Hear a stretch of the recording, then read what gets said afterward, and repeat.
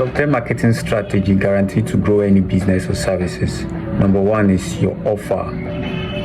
Now, this is what you're actually rendering to your customers or clients, the goods or services you're actually delivering to your customers or clients.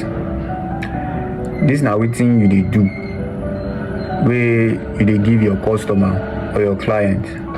Now, this thing must be needed and it must be easy to market if you don't want to frustrate yourself. Now, as I said earlier, that marketing actually has to do with all forms of life.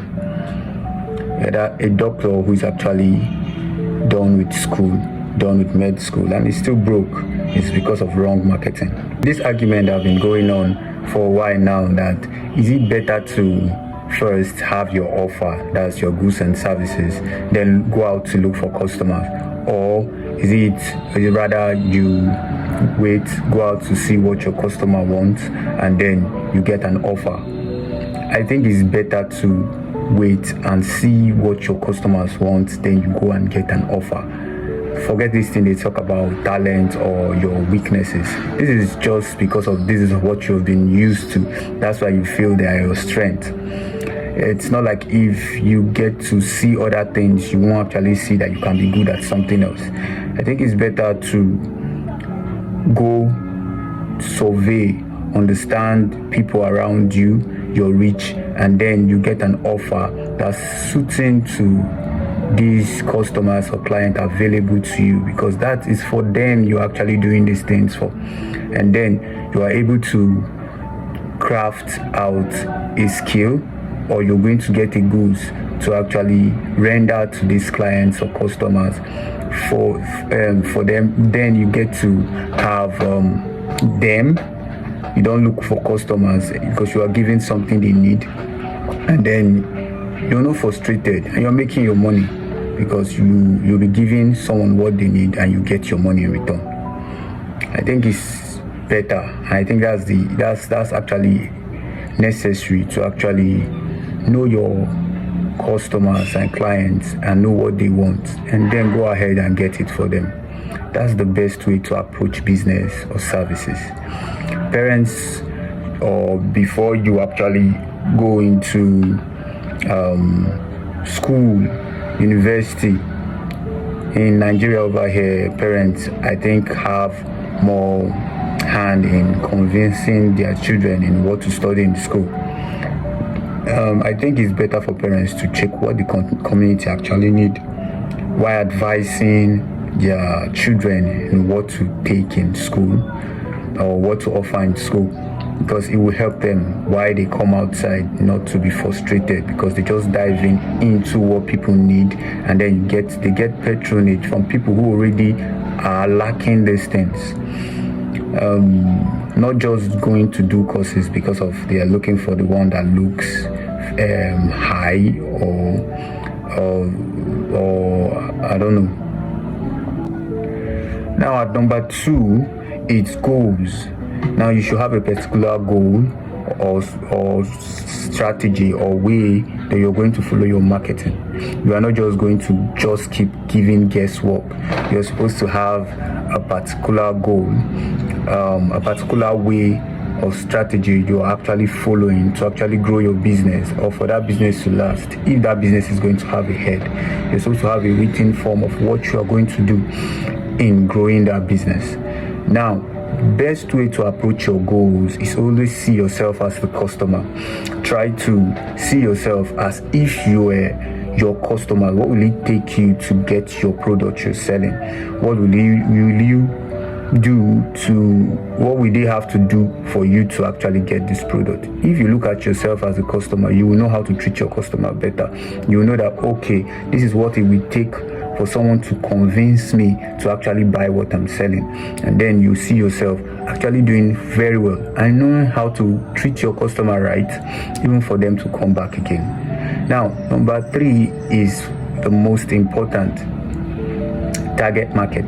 Now, your target market is the people you are actually selling to, I've said it earlier on in one of my videos that you are supposed to know their demographic details, their geographic details, and psychographic details. Their demographic detail, which is their age, their gender, their income, their occupation, and title. Demographic details is their age, their gender, their income, their titles, and so on, their occupation. That's the demographic details. Now, their geographic details, which is their state, their country, their province, their principal, that is their, or wherever they stay, where their surrounding is their demographic details. And then their psychographic details, which is their belief, their values, their thoughts, how they react to things, their political beliefs, and so on. These things are necessary before marketing or even offering a service. You're supposed to know your target market in depth. It helps you, gives you a leverage in grabbing them to yourself.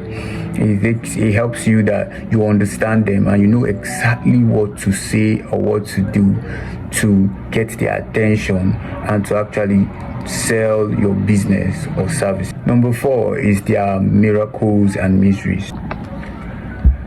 Miracles and miseries.